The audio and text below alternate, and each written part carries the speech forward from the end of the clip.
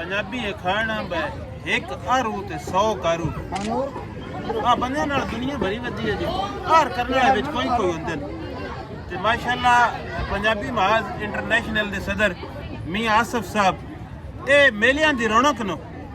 बड़ा हार करेंदे तरान मरेंदे राती जागदे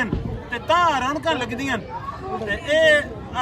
बाबा शाह हुसैन दे मेला चिरागां दे विच पंजाबी डेरा ते जोक रांझण जिदे मेन आरू हैं ते बड़ी सोहनी जोक रांझण सजी आ असी भी चस पे लैंदे आ रौनकां लगियां ते हर पासे पंजाबी कल्चर असी अपना वेखदे पे हल पंजालियां तरंगलियां चरखे खूह सारा ठट बनया पिया ते जेहड़ियां गल्लां सी विसारी वधे आसे ये इत्थे लाहौर वेखण नूं लभदियां पईयां न ते मैं तुहाडा भी शुक्रिया अदा करदा मियां साहब ते बाबा जी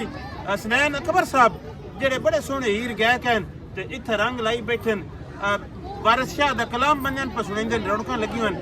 तुहाडा भी जी शुक्रिया अल्लाह तुहाडी भी वड्डी हयाती करे ते जिहो जे हार जेहड़े भी संगी करदे अल्लाह उन्हां दी वड्डी हयाती करे ते बखत लाई रखे ते इंशाअल्लाह ये मेले लगदे रहन ते वसदे रहन जुग जुग जियो हयाती